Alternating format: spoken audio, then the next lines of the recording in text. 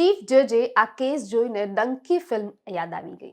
અમેરિકાથી 33 ગુજરાતીઓને ડિપોર્ટ કરવામાં આવ્યા. વર્ષ 2023માં યુએસ જતા કેબિનિયર ટાપુના ફસાયેલા 9 ગુજરાતીઓ હજુ સુધી નથી મળ્યા. પરિવાર તેમની રાહ જોઈ રહ્યા છે.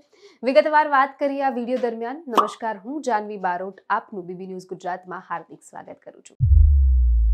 ગુજરાત હાઈકોર્ટમાં અમદાવાદથી બળવંતસિંહ વાઘેલા, રેખાબેન પટેલ, જીતેન્દ્ર કુમાર પટેલ દ્વારા એડવોકેટ માસૂમ શાહ અને એડવોકેટ એચ.કે. ધોળકિયા મારફતે જાહેર હિતની અરજી દાખલ કરવામાં આવી હતી, જેની સુનવાઈ ચીફ જજ સુનીતા અગ્રવાલ અને જજ અનિરુદ્ધ માઈની બેન્ચ સમક્ષ ચાલી રહી છે. આ કેસમાં 9 લોકો કેબિનિયર ટાપુ થઈને ગેરકાયદેસર રીતે અમેરિકા જઈ રહ્યા હતા. કેબિનિયર ટાપુ પરથી આ 9 લોકો ગાયબ છે.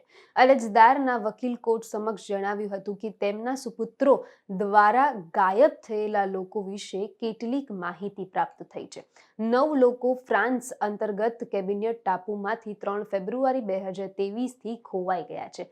ત્યારબાદ તેઓ મળ્યા જ નથી. તેઓ હોકીના કેબિનિયટ ડોમેસ્ટિક સ્ટેટ માર્ટિના ટાપુ ઉપર ગયા હતા. છેલ્લી માહિતી મુજબ તેઓ ગુડીલોપ ટાપુ ઉપર જોવા મળ્યા હતા. અરજદારોને કોર્ટમાં સ્વીકાર્યું હતું કે ગેરકાયદેસર યુએસ જઈ રહ્યા હતા. ફ્રાન્સના નિયમ મુજબ આવા કેસમાં વધુમાં વધુ 1 વર્ષની સજા અને જોગવાઈ થતી હોય છે. ત્યારબાદ અગર જો એ વ્યક્તિઓને ઘરે પાછા લાવવા હોય તો ત્યાં પૈસા ભરી શકાય છે. તેઓ ડોમિનિયન યુએસમાં જતા હતા. ત્યાંથી સરકાર ગેરકાયદેસર આવેલા લોકોને માહિતી આપતી નથી. તેઓને ડિરેક્ટ સેન્ટરમાં લઈ જવામાં આવે છે. ત્યારબાદ એ જગ્યા માટે અલગ પરવાનગી લેવી પડે છે. જો ફ્રાન્સમાં જવા માટે તેઓ પાસે વિઝા નથી હોતા તો તે આ ટાપુ દરમિયાન જતા હોય છે.